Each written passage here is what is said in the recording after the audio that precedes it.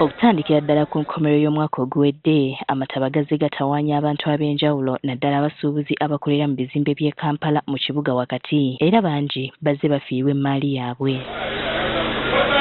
Wadde nga bangi obuzibu baabuteeka kwa Miss Kiggundu okuzimba ku mwala gw'e Nakivubo ogwali gutwala amazzi, wabula kyazuuliddwa ng'omwala guno si gwe gwokka oguvaako obuzibu.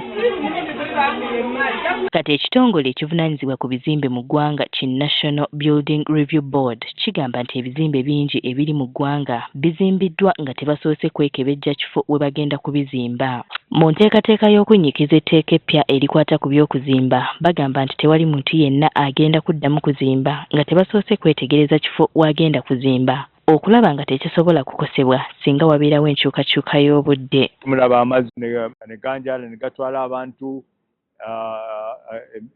emiriro egyokeza ebizimbe n'abantu ng'omuliro gw'e Buddo n'awalala. Tulina okulaba nga tuteekateeka ebizimbe byaffe okulaba nti twetegekera embeera ng'eyo bw'eba ebaddewo. Uganda's vulnerability is influenced by rapid urbanization, substandard construction and limited building data. Bano bagamba nti ekigendererwa kya kukendeeza ku muwendo gw'abantu abazze bafiira mu bibamba eby'enjawulo naddala olw'obulagajjavu obwa bannannyini bizimbe. So what will success of this project look like? 1. It shall be measured by safer buildings across Uganda. 2. Improved compliance with standards. 3. Better informed planning and investment decisions. And ultimately reduced loss of life. Ebyomulaba ebizimbe bino bituzimba mu Kampala enkya n'eggulo. Ebizimbe ebyo senga mu kisajja byonna bisobola okuyimirira oba bw'aba akubye abantu baffe basobola okuwona.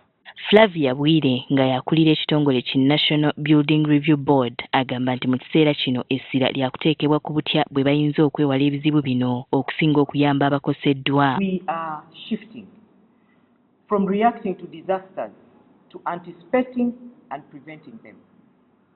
Number 2, from assumptions to scientific evidence. Ye Minisita w'ebyentambula n'emirimu General Katumba Wamala akubirizza bannayuganda okwaniriza enteekateeka eno. Etteeka lidda lwa bulungi lw'abantu kubanga tetwagala kyoli ajja azimbe buzimbi kizimbe ng'ekizimbe tekiri ku mutindo.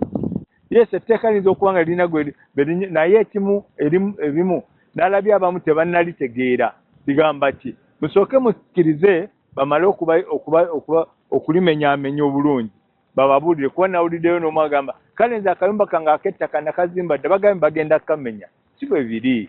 Okwogera bino babadde ku mukolo National Building Review Board we yegattidde n'ekitongole ki Global Earthquake Model okutongoza enzimbe y'ekikugu okumalawo ebizimbe ebizze bigwa mu ggwanga.